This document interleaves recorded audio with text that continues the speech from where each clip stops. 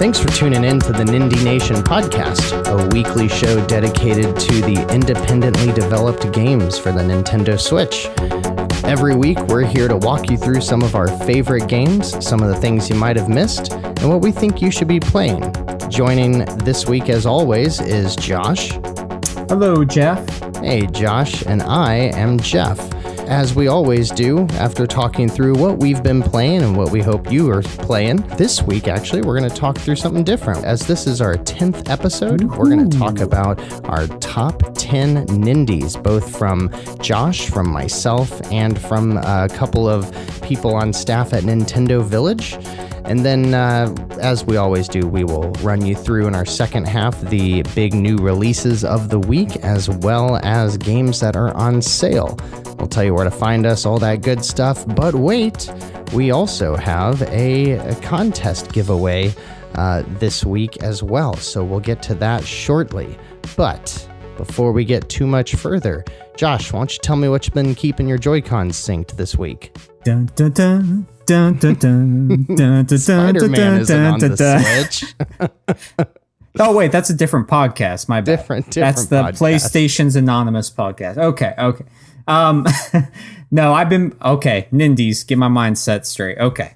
I've been playing this game called Mini Metro. Ooh. Jeff, by Dinosaur Polo Club. I thought you'd be a fan of the developer's name there. Awesome. Yeah. Yes, I am. Yeah. So this game, I love puzzle games, and this one, it was on iOS before, and I heard some very good things about it, and it just came out recently, so I was like, I might as well pick this up because it's very minimalistic. It's not like you're actually seeing subways or cars move across the rail. But what you do is you have different lanes that you line up, and you probably should just watch a video because it's pretty hard to explain. But I watched the trailer, and it was pretty hard to understand even watching the trailer, but the music was awesome. Yeah, it's another one with great music. I love the colors. So pretty much as the game goes on, you're trying to make it so different cars, you have to match up the colors with different shapes, and the passengers represent the different shapes. And so they have to go to the different shape that's represented. So let's say you're on the green track, you need to get the triangles to another triangle station, but but you can only do it by certain colors. So you end up and you get certain different cars that can hold more passengers. And like I said, it's hard to explain. It's probably something you just need to watch on your own, but it's a really fun title. It gets very intense, but it's very relaxing at the same time. There's multiple ways you can solve the puzzles. It's not like one set way. Oh, okay. Which is nice. Right.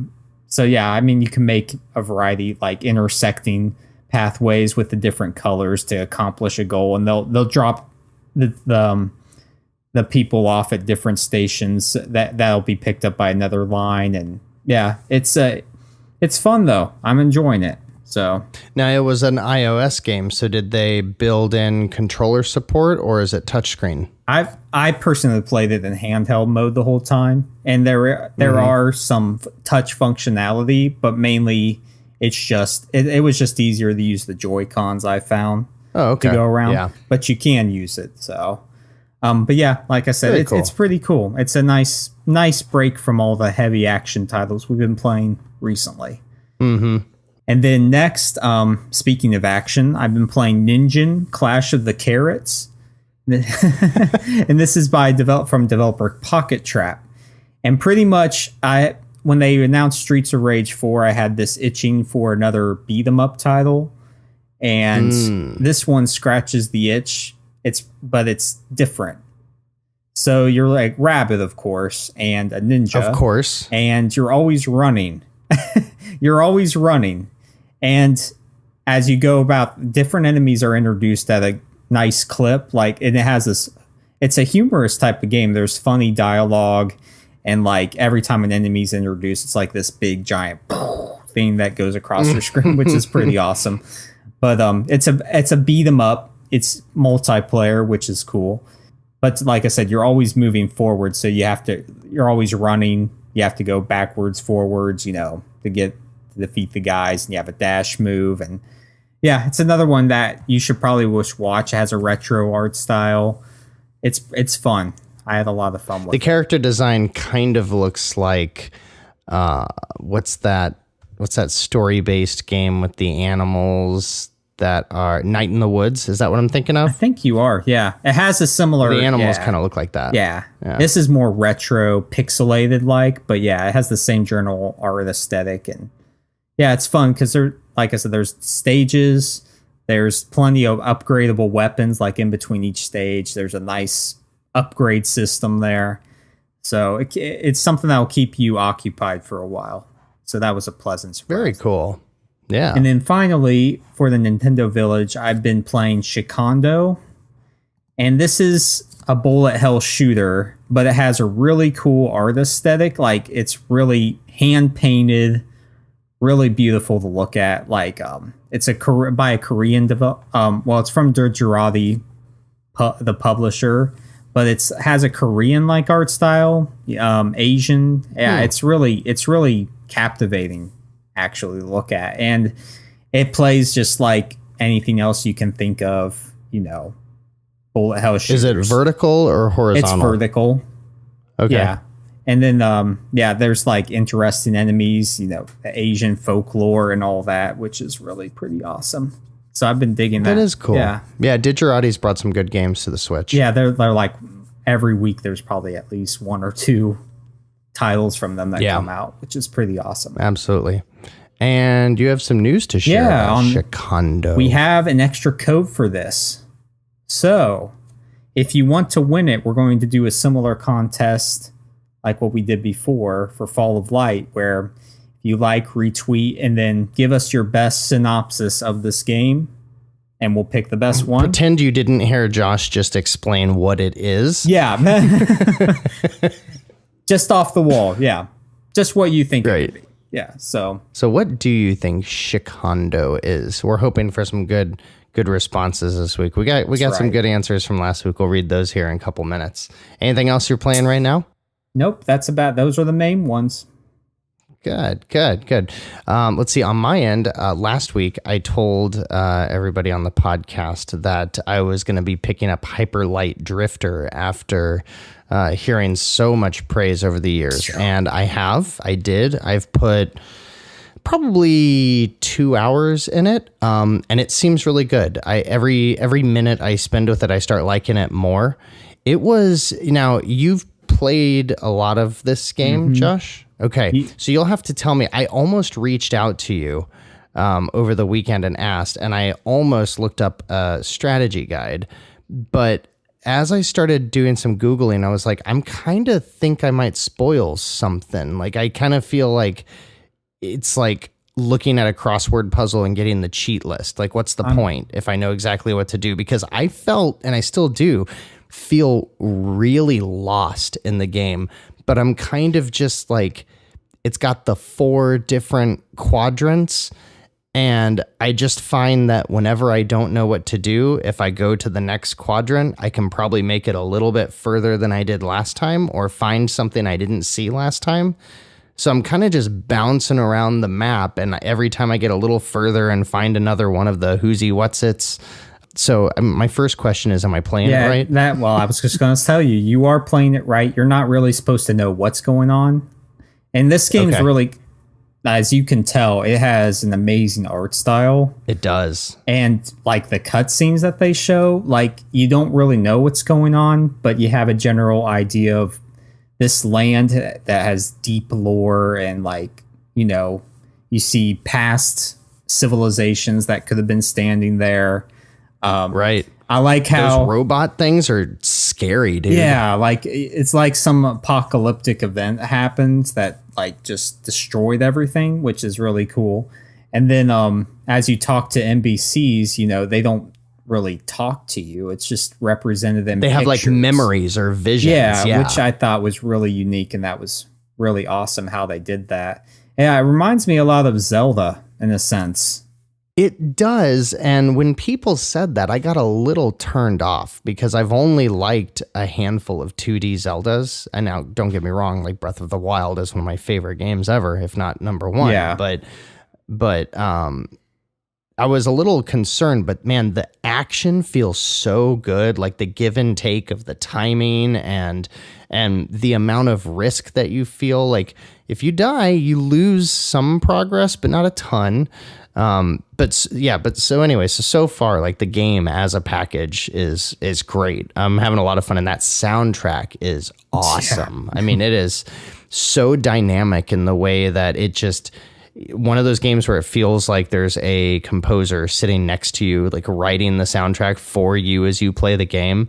So far it's great. I mean, if an action RPG sounds like you're like what you're in the mood to play, that it's awesome. I am very much looking forward to playing through the rest of that game. If I can ever stop playing Dark Souls, like every time, or Dark Souls. Yes, I converted him. No. Dead my Cells, mission's complete. Because every time I set down my Switch and I pick it back up, I'm like, was I at a good stopping point in whatever game I was playing before? I was? All right, let's play some Dead Cells. Yeah. But in addition, I also played last week's big game, The Messenger. And so the Messenger is 2D. Half of the game seems very much a Ninja Gaiden recreation, and the other half of the game is a little bit more of a Metroidvania in a 16-bit art style versus the former half's 8-bit art style. And so far, I want to say I'm also probably about 2 hours into it. I feel like I don't want to spoil anything, but I feel like I'm getting close to the end of the initial objective that you're set out to accomplish. And so far, the game has been all 8-bit, all Ninja Gaiden, and it feels like Ninja Gaiden. I mean, it feels great. It's fast. It's reactive. I've died like 40 times. And some of the checkpoints are a little scattered out there, but for the most part, it's okay. Like only one time did I put the game down because I couldn't stop dying at a boss. And then I did that awesome thing in video games where you put the game down, you walk away after dying like 10 times, and you come back and you nail it on the first try. So clearly it was a me thing, not the game.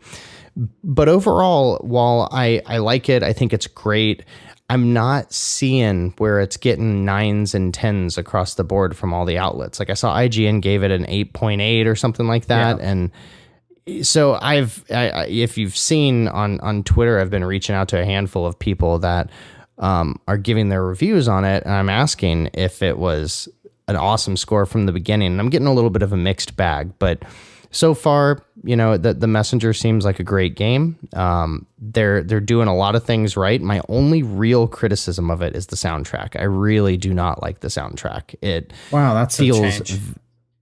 Yeah, I mean it doesn't fit the game in my eyes. Now, maybe I need to go back and play one of the older Ninja Gaiden games to see if those games had a soundtrack that sounded like 8-bit pop music, but it's just like, it's really poppy and really energetic and very upbeat. And that's not that's not like the story. That's not the art style. I think that's how Ninja Gaiden was. I like from what I've read about it, it seems like they're really trying to nail that Ninja Gaiden thing, at least in the 8-bit. But you mentioned that you haven't switched over to 16. I thought that was something that was like you could do right from the get-go, like go between different planes, but I guess not. No, that character has yet to exist in my game. And like I said, I'm a couple of hours. I've played it like 3 play sessions so far. But I can tell something's about to happen in the game, and I think that's what's about to happen, which is really interesting because a lot of the reviews that I read or watched about it did say first half of the game is rock solid. Second half, when there is a criticism, it's that there's a little bit too much exploration. But I will say there's a lot of areas where in Metroidvania style, I've ran past and been like, I could probably finagle myself to get up to that alcove or to defeat that enemy, but I think I'd rather wait and come back later, assuming I can. So I'm going to report back next week because, and see, it'll be interesting to see if like I've really changed my mind and I love it, or if it's kind of the same. Honestly, I'm more excited about the 16-bit. Yeah, that's what I'm saying. Whenever I see the game, yeah, that's the part that I'm excited, and I haven't seen any of it yet. I think you're going to do a 180 once you see that. You think? I think like, so. Maybe maybe I sound like I'm down on it. I'm not. I'm not trying to say I'm down on it, especially considering we were hyping it so much. Maybe that's it. Maybe I overhyped myself. That's probably it. Yeah. I think we all overhyped it. Yeah. So we'll see. I mean, its Metacritic is sky high. Like it has to be, more of a sum of all of its parts thing. So we'll see next week. Right. And finally, I played Fall of Light, which is where I got my words mixed up saying Dark Souls, because Fall of Light is basically like a Diablo mixed with a Dark Souls game.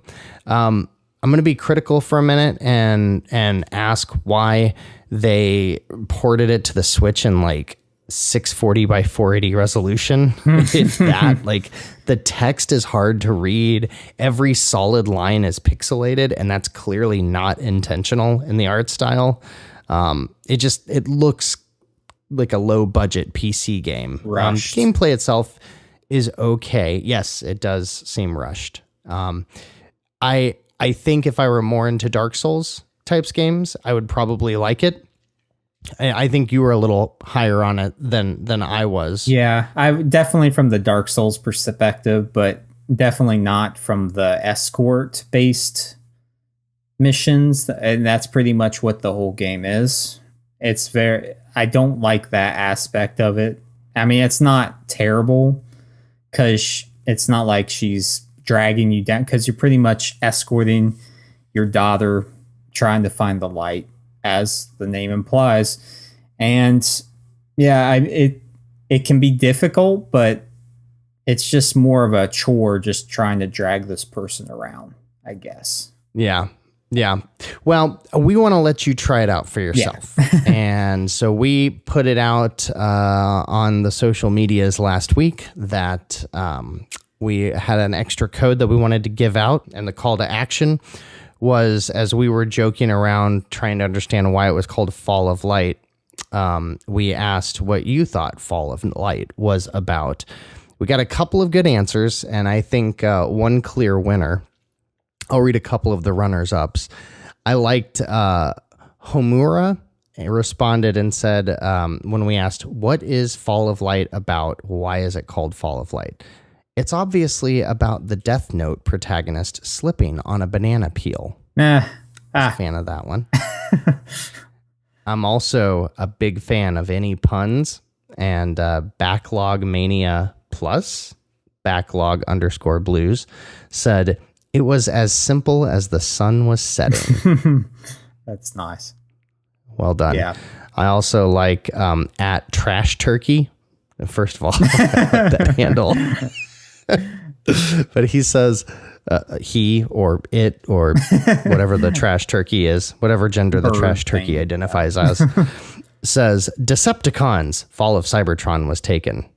Fantastic. Yeah. But the winner is Morphe Luke 2.0 at LucasXD_2018. His answer is, maybe because the repairman forgot to put the light bulb in properly when installing the lights. The developers saw this as an opportunity to make an epic game of a light bulb that thinks life is too important to go away so fast. And so he does his best not to fall off. That's beautiful. Congratulations, Morphe Luke. You have won a copy of Fall of Light. We will send that to you after this show. Yeah, all there was great some answers. thought there.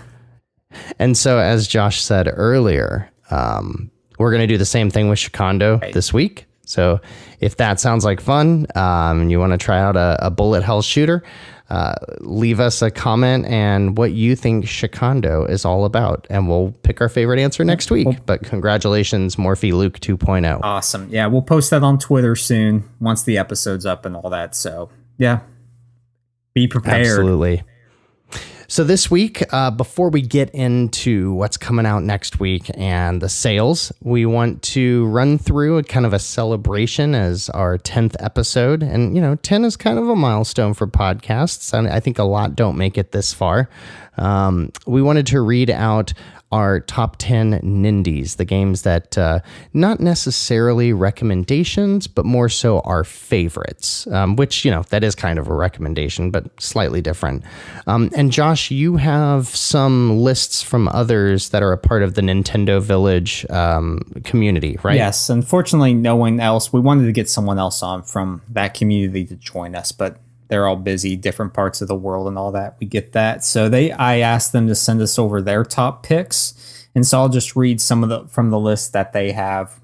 And a lot of these games, we're going to cross over a lot between them, Jeff, mine lists. So be prepared because greatness is the same for a lot of these titles.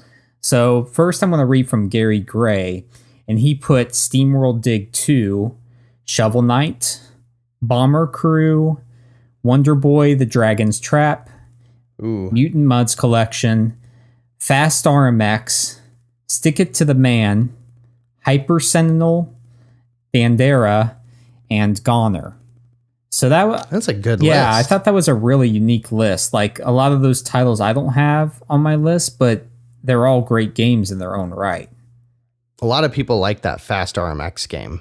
If you're looking for like an F-Zero fix. Yeah, I've heard good things about that too. It has a unique concept. I've never played it. Antonio Guillen, he put Into the Breach, Dead Cells, Darkest Dungeon, SteamWorld Dig 2, and Shovel Knight. And that sounds like you kind of merged you and I together and made a list. It does. Yeah, you'll notice a lot of similarities, but yeah, I can't go wrong with that list either. Phil Myth, he had one answer, and that was Celeste, or Celeste, as he put. Top 5 list should be Celeste.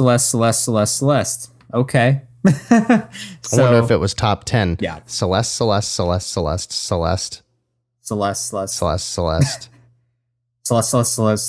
Ugh. Shovel Knight. You gotta have the Shovel Knight in there. But yeah, I thought that was cool of them to send us their list. And as you can see, they're all great titles right there. So yeah, absolutely. So we'll go through our lists in a reverse order. So mine, Cat Quest at number 10. This game is way better than it should be, and I think I talked about my love for it in our first episode. Number 9 is Blaster Master Zero, and this is how you bring a classic game back. Fantastic title. 20XTX is number 8. I mean, it's a never-ending Mega Man X. How can you go wrong there? Yeah. Next is Shantae Half Genie Hero. It is perfection of a Metroidvania and a Saturday morning cartoon, and it was a blast. After that, SteamWorld Dig 2 is number 6. I love that game. Probably my biggest surprise. I wasn't sure if I was going to like it, and I did. Number 5, Graceful Explosion Machine. This is the game that is always sitting in my home row on my Switch because it's the one that I always come back to. Number 4 is Dead Cells. It has infinite replay value as far as I'm concerned, and I would suspect that over time it might actually climb higher if I continue playing it.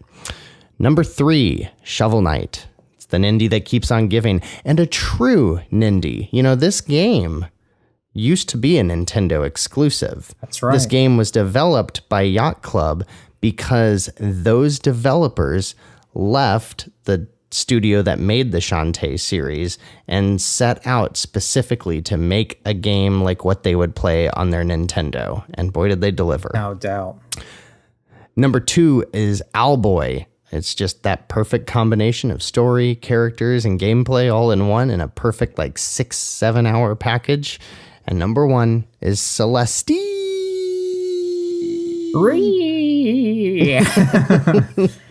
And we've talked Celeste to death. I mean, that one is a recommendation, and I think every person, period. I mean, if you have access to a system that you can play Celeste on, I think you should. Yeah, or just buy it for every system that you own. Yeah, it's worth every single one. Yep. Yeah, I love that list there. I wanted to keep it different from yours, but any one of those games could be on my list. Like you said, Blaster Master Zero, that just brings you back to the NES golden era. Yeah. 20XX. I mean, like you said, it's the Mega Man game I want. That's not too hard, but has a great progression. Right. And you'll see SteamWorld Dig 2 a lot on these lists. I don't have it on mine, but that I don't have it on purpose because I wanted to get to some other games, but I love that game so much as well. So yeah. Let's hear yours. All right. First, I'm going to start from the bottom too. I don't really have any order. I want to give an honorable mention to one of these two games. Hand of Fate 2 is a really awesome action game that's disguised like a card building type of game. So you have these cards laid out in front of you, and you pick different ways to go. It's like totally random, and the cards deal. You don't know what the cards are until you go over them, like different scenarios. Yeah, it's really awesome. I'd advise anybody to play that. Fury is a boss rush simulator that I played that I really enjoyed. It's very in depth. Multiple bosses with multiple stages for each one. It's very difficult, but I think it has one of the best soundtracks in gaming, period, and is worth your time. Next, Sultan Sanctuary. I played and beaten this twice now because I love it. It's a Dark Souls 2D clone, inspired everything from the healing to the fighting mechanics. It's just based on a 2D plane, and yeah, I love it. Hyper Light Drifter I have on there for everything we talked about with the art style, the music, the overall lore of the world, and just not knowing what's going on, but it still plays amazingly well. Can't get enough of that. M++, I love this. I talk about music. Music to me in games is important. Like, some people don't put music in games as an important factor, but for me it is. And I think this game has one of the best soundtracks ever. It's one of the only that I bought on my own because I loved it so much. Is it chiptune? It's all dubstep, like electronica based, like really thumping. It's really awesome. Like, it's just tons of different sounds, but more than that, it's just a great game to play because you can play multiplayer. It's all single screen platforming, and the platforming is really tight. And I love this game when it was on. When I played it before it came to Switch, but it's even better on Switch, and it's the ultimate version with everything added. Yeah. Next, I have Cave Story Plus, which it came out before too, but this game, it's like an adventure a hardcore adventure title that looks cute, has a retro aesthetic. It's difficult, but it's a lot of fun. There's upgrades, has Metroidvania elements, and yeah, it's a game you should probably check out because it's really awesome. You know, and I know that game started out as a Flash game like eons ago, and I didn't ever realize quite the impact it had. But I know Jared Petty, from formerly of IGN of Freelance, now I guess Hop Blip and a Jump, was saying, I was listening to him once earlier this week, somebody was making a comment that like Shovel Knight was the game that started indie development, and his response was Cave Story started the resurgence, but that Shovel Knight popularized it. I could see that. Yeah. That comment on its own, like, Cave Story has been on my list of games I want to get to for a long time. I've just never gotten around to it. Maybe if you like it that much, maybe it's I should really try it neat. out. Yeah, it's hard, but it's really neat. Tumbleseed. This game is so unique, and that's what I love most about it, because it's like you're on a pachinko machine that constantly moves up, but you have this thing that you have to control to roll the seat around. You got to dodge holes and enemies, and it has a really sweet upgradable section to it, like different seeds you get that can fire in different directions or block. And I haven't hit on this too much, but yeah, it's a great game. For the audio listeners, which are all of you, Josh did some kind of weird hand gesture when he was demonstrating how things tilt side to side. Got to feel the flow. Next, I have Ironcast, and this is not to be confused with the great Iconoclast, which I hit on a couple episodes ago, which could be on this list as well.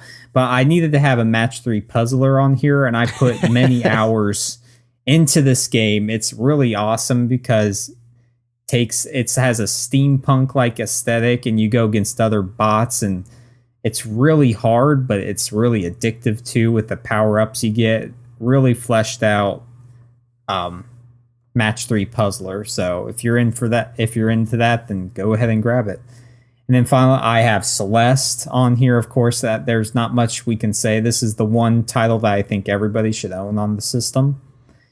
The Binding of Isaac Afterbirth is without a doubt one of my favorite games, and it has unlimited replay value. Like if I had to take one game onto a desert island with me, I would probably take this game. And that's someone speaking from the Dark Souls love that I have, but it's just endless what you can earn and different ways the world interacts with you and the way the items work. Like you don't know what they're going to do and how they work together, and it's amazing. I've seen some really bizarre weapons generated in that game before. I still, to this day, and I've been playing for over like 50 hours, but I still get occasionally new stuff that just pops up. Wow. Yeah. Huh. And I never even truly beat the guy. Like you get to a certain point, like you try to defeat, the main goal is to try to get to the bottom, defeat Satan. And like you get to your mom, you beat your mom, then you beat her heart, then you beat other demons. And yeah, it's very deep game too in the story, if you couldn't tell. But yeah, it's and it's got poop in it a lot, right? A lot of poop, yes. That's fun. Poop and blood. Poop and blood. And finally, the granddaddy of them all for me, Darkest Dungeon. I was so glad to see this hit the Switch because I was playing on my PS4 and it was awesome then, but now that I can have it in this handheld form is just amazing, and it fixes all that awesome darkness, grim stuff that you can go through in an RPG, and I love it. So there's my list. That game is so cool, just in like the amount of weird afflictions you can get in the game. Oh, it's like, so just ridiculously hard. Yeah, like you said, it is very stressful. It's like a version of, what is it, the Oregon Trail that's just sadistic. That's a really good analogy. Instead of dying like from dysentery, you die from like leprosy. Yeah, like these warts that grow off of you or something. Yeah. It's great. I love it. Yeah.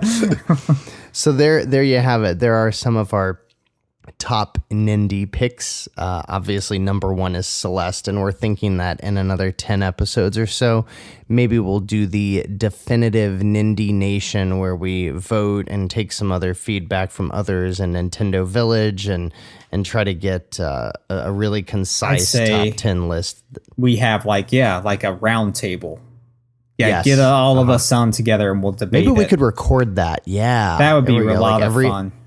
It would. Like, everybody bring like 5 games, and we'll start with a list of like 25 and whittle it down. I love those game of the year in list, because I love listening to those shows just because they go on for like Giant Bomb and all those. Yeah, and they always like complain about it, like as if it's a big hassle. But I'm like, come on, man, that stuff's fun to talk about. Oh man, it is fun. You get to talk for games for hours. Yeah, yeah, it's fun getting defensive about games that you like. Yeah.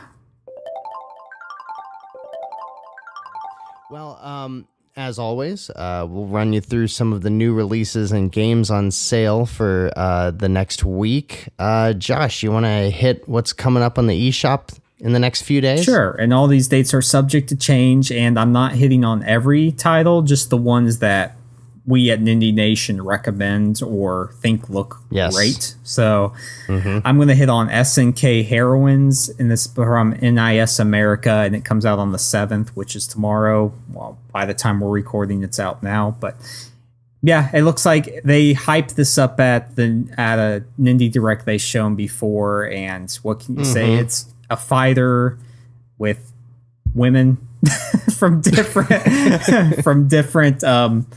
properties from NIS America, and it looks like fun. It reminds me of Blade Strangers, which I gave praise to before. Just last week. Yep. So keep your eye out on that.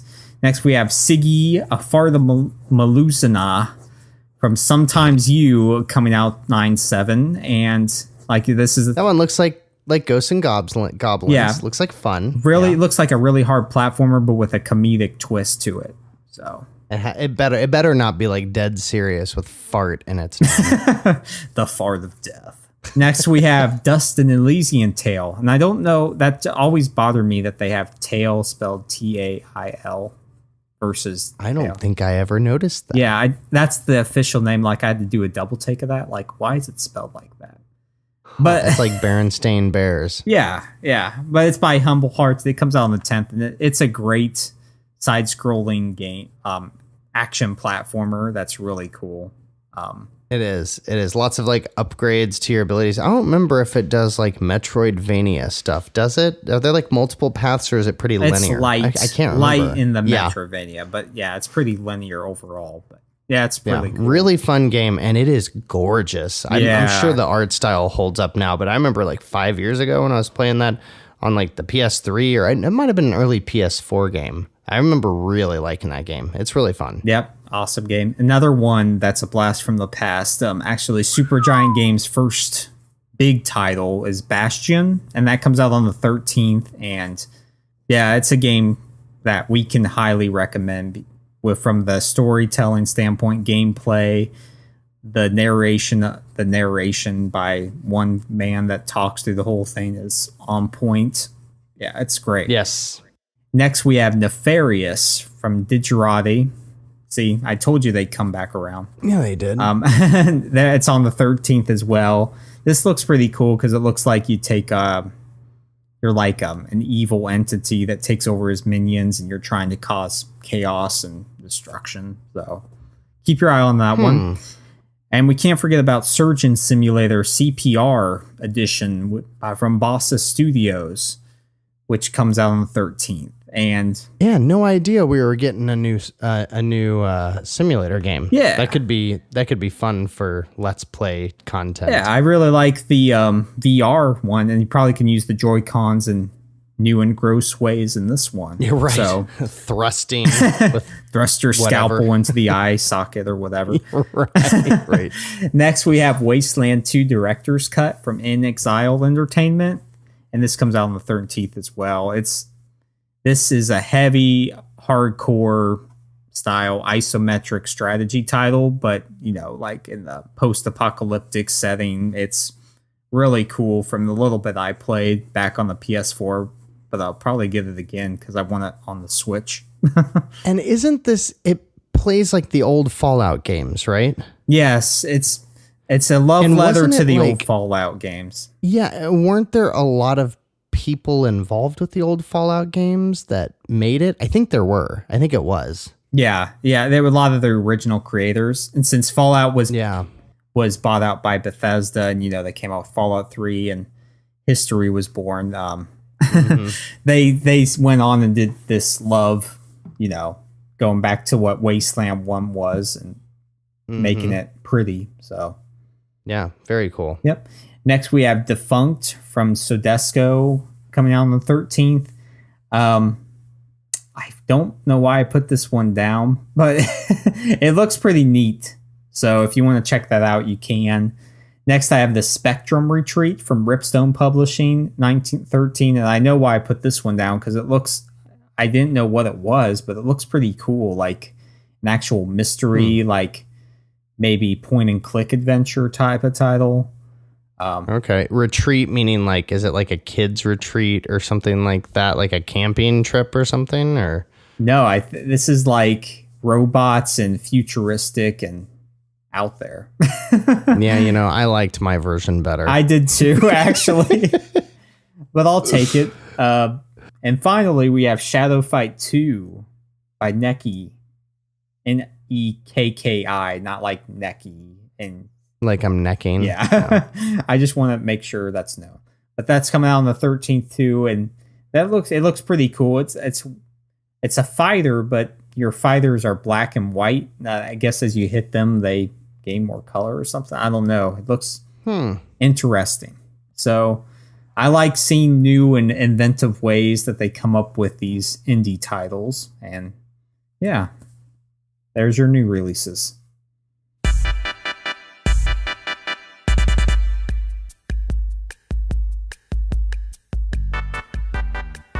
Hey, Josh, to make it not sound like I just had to do a cut and edit something out that you don't want to hear, those were some great new releases you just talked about. That was perfect. It's a little peek behind the curtain of what true professionals do in the This man is a professional, my friends. So let's talk about the games that are on sale this week. I want to start by saying all of Atui's games are on sale for 50% off, which means you've got Totes the Goat, which is I think $3, maybe $4, and then you've got the newest game by Atui, Soccer Slammers, and Mutant Mud's Collection, which is phenomenal and a must buy. That's just so much content in one package, and it's all really good. And Zeo Drifter. So Zeo Drifter and Mutant Muds are going to be, I think they're both $5, and they are a great fit if you want a good 2D platformer that are hard as balls. And Soccer Slammers is a really fun, casual soccer game with little blocky dudes running around. And Totes the Goat is kind of like Q*bert. It's a good puzzler type game, but I think all of those games are worth the purchase, especially at 50% off. And so if you've been on the fence about him, Jules Watson, is that his last name, right? Jules Watcham who Watcham, knows? yeah. It's a mystery. He's legendary in our circle. Yeah, he's been one of the indie developers has been a little critical about Nintendo's support on the marketing standpoint, kind of making it clear like they really were hoping their games would sell a little bit more. So if you're on the fence, show them some love, pick up a couple of these games. Because I don't really, there's not anything in here where I say one of these is bad. I think they're all great games and definitely worth just a few bucks each. Yep. On top of that, well, I think we hit on this last week, but I want to mention Humans Fall Flat, which is still 50% off for $7.49 because it's a fun physics-based puzzler. I think Jeff said he had a lot of fun with. It's really funny. Yeah. Yes. Yeah. Sort of like just your jiggly people. What's not to love about that? Yeah, I don't even know if I was playing the game or just messing around, but I spent a couple of hours with it and was laughing the majority of the time with a friend next to me. So like if you buy it on your own, you're just sitting down playing it. I don't know if it'll be that fun. Play this one with someone else on the couch next to you. Definitely. Then as I mentioned, what I've been playing, Mini Metro's on sale right now. We have Bleed 2, which is $10 off. It's $5.09. So ooh, it's a great action shooter with unique controls that really flow together well. So I'd advise getting that. Earth Atlantis. This is 50% off at $7.49, and this is one that I haven't played. I don't think Jeff's played either, but it looks really unique. And I like the art aesthetic. It's going for a different type of shooter vibe, so you can check that out. And then I have Neurovoider. I'm not reading the price for some of these games because since I own them, I can't see the price point, but it says it's on sale. So Neurovoider is 30% off for $9.79. Yeah. And this game looks awesome. Yeah, it's worth it. It's another type of shooter, 3D, but it's retro pixelated art style. Yeah, it kind of looks like a twin stick shooter, but a little bit more like dungeon crawly, like the mechanics. Yeah, twin and you stick upgrade shooter. your robots' parts. Like you can get different cannons and different movement patterns, and yeah, it's pretty cool. This looks neat. Yeah, I might pick this one up. And then Robonauts is 88% off at 99 cents, and I thought this one looked pretty neat. I can't speak for it. I can. I've played Robonauts. Well, there's a demo. There's a demo on the eShop, and I downloaded and played the demo. And it is kind of, it's kind of like a 2D version of Super Stardust, if that makes any sense. Like you're a little robot, and it kind of like Missile Command as well, like a really old game where like you're on the surface of a planet that is spherical, and there are things coming down from space that you got to shoot down so they don't crash and land on you. And then there's also little like robots and monsters running around on the planet itself. And so you're just kind of clearing it out, score chasing, and then you go to the next planet.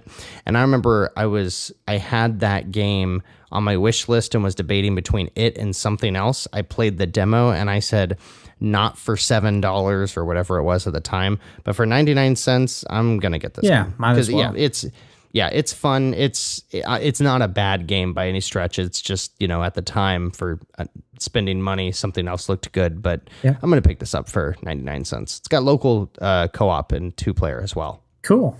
So there you go. Those are our highlights for games on sale. There's an extensive list you can check on the Switch eShop. And yeah. I want to also point out that 9 Parchments is still on sale. Who can forget, Jeff? Who can forget? Well, good. Good stuff this week. Good stuff coming out next week, and a whole slew of titles for your perusal if you choose not to adopt anything that is on sale or coming up soon with all of our top 10s. So if you want to talk to us about any of those games, you can find us on Twitter at Nindie Nation. I'm at Nindie Jeff, and Josh is at Minus the Brant. You can also find us on Facebook, facebook.com/Nindie Nation. Actually, I'm not sure if that's the URL. I'm gonna try that real quick. Facebook.com/Nindie Nation. I've kind of just always typed that in or just assumed that would work. Yeah, that does work. Okay. Good. Facebook.com/Nindie Nation. There's a good community out there. That's a great place to answer the questions and try to win contests. As long as we're getting codes and we're not going to use them all, might as well give some away. And you can also see a podcast of everything that we're doing and occasional, hopefully more, Let's Plays on our YouTube channel, youtube.com/Nindie Nation. And you heard Josh talk about some folks from the Nintendo Village. Want to tell us more about that group and that site? Yes, it's a great site. Lots of good info, lots of articles, feature articles, and the shows are where it's at. A lot of great retro inspired podcasts and other shows like that. So go over there. They have a YouTube page. Go check that out. Like, subscribe, and lots of good content. Yeah, I love the Mickey Mouse games or the Disney specific games podcast, Mouse Bites. And it's cool how much they can dive into, and there's a lot of games that I forgot that I didn't realize there were like 7 Mickey Mouse games on the Super Nintendo. And I'm going to be on the episode when they talk about the Castle of Illusion, because that's one of my favorite Genesis games of all time. So yeah, dude, that game's awesome. I still have a copy. Oh man, no, you do? Yeah, I've got both of them, Castle of Illusion and Or wait, maybe I'm thinking World of Illusion. I have that one too. Which one's would they have the capes that they attack? I think that's Castle. I've always remembered. That was like the first great co-op game I remember, when you're Donald and Mickey. Yeah, that might be World of Illusion. Okay, I'm thinking of World of Illusion then. I think Castle was first, and then World is second, and World added 2-player. Dude, do you still have the Genesis to play that? Yeah, I've got like 4 Genesises. Dude, I'm coming over to your house tonight to play that. I want to play that game. You got it, man. I've got Castle of Illusion, World of Illusion. I've got a Genesis 1, a Genesis 2, and a Sega CDX. Well, I know what I'm doing this weekend. There you go. Come on over, man. We can play on a 3-button, a 2-button, or a 6-button controller. We can even pop it into the 32X if we want. Probably won't do anything. Worth a try. Very cool. So lots of good stuff on the Nintendo Village. I really like their website too. Yes. Well, for next week, there's a couple of big games coming out on other platforms, and I've kind of noticed that things have quieted down a little bit. I'm not seeing a ton of huge heavy hitters coming out next week on the Switch, but We were supposed to have a Nintendo Direct today, focused on, I think, more of the AAA games, and that was delayed to next week due to some weather issues, severe weather issues in Japan. So, we might have some coattails of new news to ride on next week. I'm sure that they aren't going to have a whole Direct without one Nindie shadow drop or something, so we'll have that to discuss. Anything you're excited for next week, Josh? Not currently. I am head deep in games right now, and that's across all platforms. So yep. It's a good time to be a gamer for sure. Yes. Well, for more on that, you can always find us on all the social media channels we discussed earlier. Please take a look at the post that we'll put out regarding Shikando and get your smart ass comments in to try to win a copy of that. And until then, keep your Joy-Cons synced, keep the games going, and we'll see you next week.